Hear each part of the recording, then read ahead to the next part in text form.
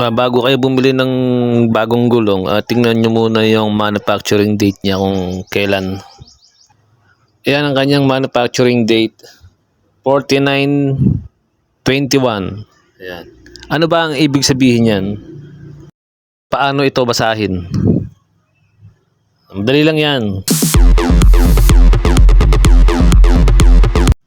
So yung 49 na yan, yan yung weeks. So merong ilang weeks ba ang merong sa isang buwan? 'Di ba 4? So 4, 8, 12, 16. So na ano ko na yan, na compute ko na. January 1st. Yan, January 1st week.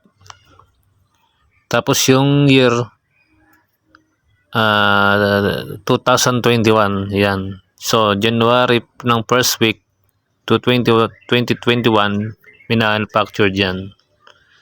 So yun, ganun lang.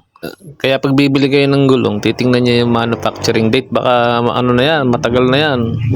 Kasi 5 to 6 years yata yung expiration ng gulong. So pag nakabili kayo ng halimbawa 2018 pa, tapos ano lang yun, 2023 na, di ba?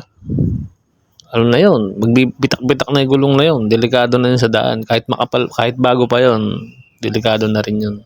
Kaya ako pag bumili ko ng gulong, una kong tinitingnan agad dyan, manufacturing date. Tsaka ito, ituro ko sa inyo to. Yan ang speed limit at saka load limit yan. Yung inaakala nyo walang speed limit ang mga gulong natin, meron yan. Merong speed limit at saka load limit. Siyempre alam natin load limit, yung karga, di ba? Kaya ituro ko yan sa susunod kong video mga kabiyahe. Salamat.